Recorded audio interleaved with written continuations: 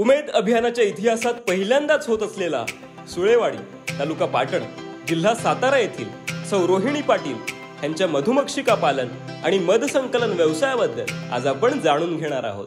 सुळेवाडी येथे कृषी कन्या उद्योग समूह हा मधुमक्षिका पालनचा माझा व्यवसाय आहे। मी खरं तर मधुमक्षिका पालन या व्यवसायाची निवड याच्यासाठी केली की हा शेतीपूरक व्यवसाय आहे व महिला घर बसल्या काहीतरी करू शकतात। जसं की मधुमक्षिका पालनमुळे आपल्याला रोज बाहेर न जाता आपण घराच्या आजूबाजूला पेट्या ठेवून त्यांची देखभाल करू शकतो, म्हणून मी हा व्यवसाय निवडला। पण मधमाशा पालन हा असा व्यवसाय आहे की जरी आपल्याला एक गुंठाभर सुद्धा जमीन नसेल तरी आपण मधुमक्षिका पालन करू शकतो। काहीतरी व्यवसाय करावा हे मनात असतानाच त्यांच्या व्यवसायाला चालना मिळवून देण्यासाठी त्यांच्या आयुष्यात उमेद अभियान नवीन आशा घेऊन आलं।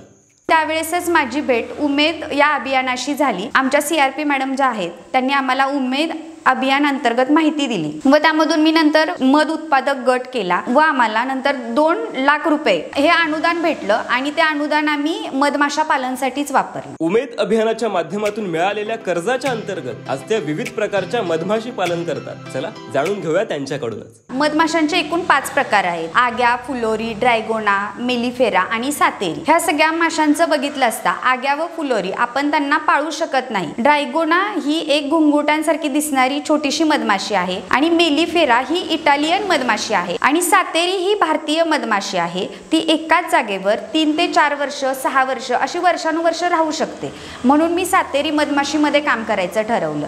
सातेरी मधमाशा ह्या डोंगर कपाळीत किंवा वारुळ असेल, दगडाच्या ताली असतील अशा विविध ठिकाणी आढळतात आणि त्या वसाहती मी त्या लोकेशनला जाऊन स्वतः पकडते व त्या पेट्यांमध्ये भरून त्या पेट्या मी माझ्या घराच्या आजूबाजूला सेट करते। सातेरीच्या पेटीतून वर्षाला 5 ते 7 किलो मध निघतो। सातेरीचा मध हा घट्ट, औषधी आणि चांगला असतो। ह्या मधुमक्षिका पालन व्यवसायातून मिळणाऱ्या मधातून वर्षभरात त्या लाखो रुपयांची मिळकत मिळवतात।